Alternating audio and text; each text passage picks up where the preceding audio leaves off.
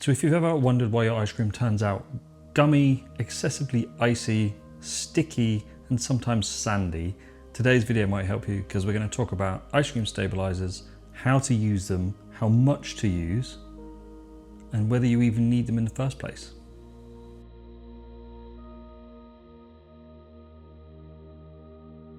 I get a lot of questions and a lot of requests for doing videos for ice cream stabilizers. I use them in most ice creams, I'm not gonna lie. So what do they actually do as well, before we go too deep into this subject, is ice cream stabilizers as a whole. Ice cream stabilizers is a generic term where an ingredient is added to do something to your base. Usually that is to increase viscosity and grab hold of some of that free water and turn it into a slightly better mouthfeel, give your ice cream longevity in the freezer, reduce the size of the ice crystal formation, and prevent things like weighing off, where your dairy separates into the solids and the whey as it melts. It's quite unattractive in a commercial environment. You really don't need to use a lot of stabilizer in ice creams, anywhere from 0.1% up to about 0.5%, depending on your recipe, what it is you're making, how much you're making, fat percentage, sugar percentage, all these kind of things dictate how much you need to use. Because these numbers are so small, 0.1% is a tiny amount for your recipe. Let's talk about Guar and Xanthan Gum. If you want, or if you need, your recipe needs 1 gram of Xanthan Gum and you measure that by a teaspoon, then even if you are half a gram out, that will be the difference between your ice cream being really nice texture with good longevity and excellent mouthfeel, and super gummy, slightly slimy, and really quite unpleasant to eat. So it has a huge effect just using half a gram, quarter of a gram too much. Commercial gums are super strong, and you can use them in lots of other recipes as well, and they are used in gluten-free recipes quite often. Because they increase viscosity, they hold on and bind ingredients together. So any ice cream stabilizer that you want to use, you need to use it properly. And that is, number one, you need to disperse that into your other solids. So your powders, your sugars, sugar substitutes, milk powder. Put your stabilizer into that and stir it up to get rid of all those clumps and lumps of ice cream stabilizer. If they end up in the dairy or in the liquid, they will not break up. They will just stay in a little clump and they won't do anything at all. And then when you train your ice cream, you might end up breaking that clump apart and just have a little selection of powder. There is a synergistic effect between some stabilizers such as Guar, Locust Bean Gum, Carrageenans. When you start combining these ingredients together, they work together in synergy to better your ice cream in a much better way than just using one of them. The list is almost endless, but in another video we'll go through the synergistic effect. I've touched on this in the past, but we'll do another video on it moving forward. As I've said, too much of an ice cream stabilizer will ruin your batch and make it super sticky, gummy, and really horrible and unpleasant to eat. So you've got to weigh it properly. And I recommend a little small scale such as this, and they're super cheap. I think you can pick these up for less than $10 on Amazon, less than £10 in the UK. So it's worth investing in something like that if you're going to get into ice cream stabilizers. So let's talk about Guar. Guar Gum, or Guar Gum if you're in the US. It's very strong. It is a cold process stabilizer, means it hydrates between 50 and 60 degrees centigrade, which is this in Fahrenheit. But that said, it will also hydrate completely in about 10 degrees centigrade liquids. It will just take a much longer period of time. Usage is quite low, so 0.1% is where I would start, depending on what I'm making. If I'm making a gelato, so lower fats, then you will need more stabilizer because there's much less milk solids in your recipe. So go up in small increments with Guar. It's excellent at increasing viscosity, and it works in synergy with Locust Bean Gum. Guar is also incredibly good value for money compared to other commercial stabilizers, and a little goes a long way. So if you bought 200 grams of Guar, it would last you years. I use Guar a lot on cold processed. I prefer that over Xanthan, but there is a time to use Xanthan. And that time is when you're looking at acidic bases. Guar doesn't work well in acidic based ice creams. Things like pineapple, apple, lemons, oranges, all those kind of things. Guar isn't great in acidic environments. You're much better off using xanthan. Xanthan, again, is a cold process stabilizer, so it will completely hydrate in lower temperatures. It doesn't need superheating. The amount you would use is slightly less than Guar because it is a really strong gum for viscosity change. And with that in mind, it can give you a slimy mouthfeel if you use too much of it. Next, we're going to talk about Locust Bean Gum. It's got a really weird ass name, but it's very normal. It's from the locust bean tree. This does need heating. It only hydrates above 80 degrees centigrade. So between 80 and 90 is this perfect little environment, which is why I recommend heating bases up to 85 degrees centigrade if you're using a hot process stabilizer. The amount you'd use, again, depends on your recipe and the combination of other stabilizers that you use. But if you just use locust bean gum, which I do quite a lot, and to be fair, then you can increase the amount up to 0.2, 0.3% without any real major issues. It actually forms a gel when it's heated and hydrated. That gel increases the viscosity of your base and creates a slightly more elastic feel, which is what we often perceive in gelato when we buy from the store. Locust bean gum is excellent on its own, but it does work even better when you combine it with Guar or Carrageenan. So Carrageenan, specifically the Kappa and Lambda variations. Incredibly low dosage on these, 0.01%, up to kind of 0.05%. It's a really, really small amount. You cannot measure that in a spoon. You need that little micro scale. It also needs hydrating above 70 degrees centigrade. So perfect hydration temperature for the Carrageenan group is around 80 centigrade, which is this in Fahrenheit. And it needs to be kept there for about 10 to 15 minutes. So that's something you need to consider. Just heating your base up to that temperature is one thing, but then you need to start keeping it at that base to completely hydrate your stabilizer. Kappa Carrageenan forms a gel. Lambda doesn't form a gel. So that will be important depending on what ice cream you're making. They prevent weighing off, which means the whey part of your dairy starts to melt and seep out first as your ice cream is there in a bowl. And sometimes when you look in ice cream that you buy from the store, or you go out and have some from a scoop shop, and you'll see a clear liquid or a semi-transparent liquid, that's the whey coming out of that dairy. There's nothing wrong with it, but it's just not a particularly attractive thing to see. So that's where the use of Carrageenans come in. Carboxymethylcellulose, or CMC, sometimes known as cellulose gum. It's got a hideous name for a start. It shouldn't make any difference to us. If you're using stabilizers, CMC is very commonly used in commercial environments because it's pretty cheap. Dosage rates are about the same as most of the others, from 0.2 to 0.5%, and it does need fully hydrating above 75 centigrade as well. The difference being, to completely hydrate, it needs in excess of 20 minutes at that temperature. So you're going to need to keep that base at that temperature for that length of time. So you then need to calculate in evaporation rates as well. So that's something you need to consider if you're going to go down the ice cream stabilizer route, is not only the hydration temperature, the hydration time, and the amount of water evaporation that you're going to get for that length of time.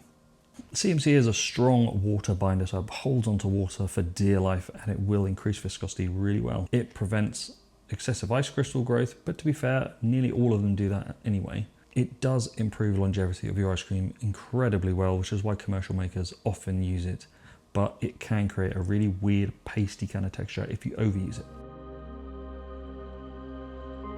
Tara gum. Tara gum is excellent. It's one of my favorites because you can use it as it is with no other additional stabilizers. Slightly lower dosage rate, 0.1% upwards, but it is like a catch-all stabilizer. It does most things that most other stabilizers do, just not quite as well. So it's like a jack of all trades, if you will. It hydrates above 75 centigrade, so 75 to 85 centigrade, so it does need proper heating, and it will need to be maintained at that temperature for 15 to 20 minutes. So again, you need to calculate that in along with your evaporation. It's somewhere in between Guar and Locust Bean Gum as far as stability is concerned. That means how much water it will hold on to, how much viscosity it will increase by, but it is also a clean label version, or a clean label alternative to Locust Bean Gum. It is also synergistic with Carrageenan and Xanthan Gum, so you can get benefits by combining those stabilizers. Sodium alginate, really low dosage rate, 0.1 to 0.3%. Anything more than that and you start to get a really weird mouthfeel. It is a cold process stabilizer, so it thickens in cold liquid. You can heat it up if you need to dissolve other solids such as sugar in your ice cream base.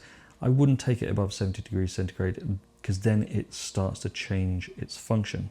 Sodium alginate actually forms a gel when in the presence of calcium. So calcium obviously in dairy. So generally it's not used in that environment, especially on high fat ice creams. And this is where the gel and no gel argument comes into place. You do not need to create a gel in high fat recipes. You might consider wanting to create a gel in a low fat or ultra low fat recipe. And that's what I did before. Used a combination of stabilizers to create a gel in synergy to increase the viscosity and better the mouthfeel. Gelatin. Gelatin is another clean label stabilizer. Dosage rates can be slightly higher, up to 0.8% if required. But again, you need to know why you're going up that high before you just dump loads in. Gelatin will melt at about 50 to 55 degrees centigrade, which is this in Fahrenheit. And again, with some of the others, you need to maintain that temperature for 15 to 20 minutes. That's a soaking time or a melt time, depending on the type of gelatin that you use. And that is why you will often find gelatin sheets that are soaked for 15 to 20 minutes before using them. They are then processed into liquids, and then you've got that soaking time. The gelatin has then dispersed within that liquid quite easily. But if you're using powdered gelatin, then you need to bring the heat up, dissolve that powder, make sure it's incorporated with your sugars before you start mixing into liquid. If you dump gelatin powder into liquid, it just sits on the top, turns into balls, and makes an absolute mess. On to Agar. Agar is becoming more popular to use. It's got really low dosage rates, 0.1% to 0.3%. It needs boiling almost, so it's incredibly high heating temperature, 90 degrees centigrade upwards. So it's incredibly high, not good for a lot of ice cream recipes because you will burn the dairy if you're not careful. And it needs to maintain that temperature for 10 minutes as well. There are a lot of catch-all stabilizers that have agar in it, but that's because some recipes will need heating higher than others, and that's what they put that in for, to try and catch certain heating temperatures to make sure that the result is as good as it can get. It creates a really strong gel, so you can actually make jellies with agar. But it can also make the texture brittle. And sometimes when you scoop an ice cream and you see the surface break up into layers, that is what happens when you create a brittle ice cream based on using stabilizers the wrong way. It's not so much bad to eat because once it starts to melt in your mouth, those layers break up anyway. But it does mean that the mouthfeel isn't as good as it could be. On to pectin, both types. Same kind of dosage rate, 0.1 to 0.3% by weight. High hydration temperatures, 80 to 90 degrees centigrade. Again, like a lot of other stabilizers, it's kind of as high as you want to go. I wouldn't go above 90 really. But you also need to keep it there for 10 to 15 minutes. So it's pretty good actually. I don't mind using pectin. Pectin's really nice. It creates a really smooth, silky kind of mouthfeel. It creates a gel, but it's quite mild, so it doesn't get brittle like some of the others do. And it's often used, or most often used, in sorbets and fruit-based recipes, simply because its chemical makeup is perfect for integrating into those. It's clean, there's the perfect amount of viscosity change for fruits and sorbets, so pectin is great for those. Konjac Gum. It's becoming more popular because of certain viral ice cream videos that have used it. Normal dosage rate, 0.1 to 0.3%. Hydration temperature, 85 degrees centigrade upwards, with a hydration time of 10 to 20 minutes. So you're keeping your dairy really high in temperature for a long period of time. And if you're not careful and you use the wrong amount, it will go like flour paste. It's got really strong gelling ability. And if you've ever made a roux, that's kind of what you're doing here. You're heating this up to create this super hyper thickened base with a slightly strange texture. So be careful when using Konjac Gum. It's quite difficult to buy in most places. So personally, I don't use it. I wouldn't buy it, but depending on what's available in your country, in your area, if that's what's available, then you might want to consider trying it. So like I said before, blending some of these stabilizers creates a synergistic effect where the best of both worlds combine to create something that works in tandem. So, you know, your Carrageenans and weighing off in combination with your Locust Bean Gum will create a really super nice texture ice cream. You combine that with a little bit of Guar as well, and you've got a better viscosity increase with much better mouthfeel and ice crystal formation from the Locust Bean Gum to the lack of weighing off from the Carrageenans. You've got this little balance that happens. So you might want to start considering that if you're making it on a home environment and you want to use a gum. I personally would just start with either Guar or Tara Gum. Tara Gum would be my preferred, but it is incredibly expensive and quite difficult to get hold of in some places. I get mine from Europe and I import it because it's just insanely expensive over here. And I think the US prices are increasing exponentially for one reason or another. So that's something to consider. Guar and Xanthan are available pretty much everywhere. You can buy them on Amazon for not a lot of money. Out of the two, I would absolutely use Guar more than Xanthan, but if you make a lot of acidic recipes, then Xanthan is the one to go for. Just watch the amounts that you use. I find Xanthan, even a tiny amount too much, will just create a mouthfeel that I'm not overly keen on. I also want to mention about the overheating and extended heating of stabilizers. If you are going to use them, pay attention to the heating temperature requirements and the time requirements. If you're unsure if you can stand there for 10 to 15 minutes to make sure that that stabilizer is completely hydrated, keep the temperature the same but reduce the time. Because if you heat a base up to 85 centigrade to hydrate a stabilizer, it will start the hydration process right away as you're creeping up to that temperature. It will then do it as it's cooling down as well. And there's like a drop-off temperature. Every stabilizer has a drop-off temperature. And that drop-off temperature is when it stops hydrating. So once it's been hydrated, the cell walls open and then it starts to create that viscosity change or whatever it is that it's doing. Once you reach that drop-off temperature, then it will stop the cell walls shrink back down. But the majority of the work is already done by that point, so you don't really have a lot to worry about. So get it up to the temperature, even just for 5 minutes will be enough to hydrate most heat-activated stabilizers. Cold activated stabilizers like Guar and Xanthan, you must be careful when you heat them up. If you heat them up to 50 degrees centigrade, that's fine. Don't heat it up past that and don't heat it up for that temperature for too long, because what you will do is you'll create something super thick, incredibly viscous, and the result will be a really unpleasant mouthfeel and gummy, weird, slimy textures. So you've got to be careful with the cold process stabilizers. Finally, the importance of resting an ice cream base. Some people are in a rush. You know, everyone's life is different. If you're in a rush and you don't want to age your base in the fridge overnight and you want to bring the temperature down in an ice bath nice and quick and get it in your machine, that's totally fine. That's absolutely up to you. But you are missing a couple of things. You're missing flavor boosting from the aging process, and you're also missing that extended period of hydration. All stabilizers will benefit from proper hydration, so that means don't rush them. And you can really make a difference by allowing an ice cream base to age in the refrigerator overnight. It makes a huge difference as far as texture is concerned and mouthfeel, because that viscosity changes. And you'll notice it if you make two identical batches and then you have one that ages overnight and one that doesn't, you will see a very distinct change as you churn them up. And what I am going to do is on Patreon, I'm going to put a chart that you can download that tells you the stabilizer, the usage, approximate usage level, and the hydration temperatures and times. You can download that, print that off, keep it on your phone, on wherever you want to keep it. And it's a good reference chart, which means that depending on what one you're using, you know exactly how much to use, what temperature to heat it to, and for how long. So hopefully that will be of use to you guys. Again, a bit of a talky one, but so many people ask me about stabilizers.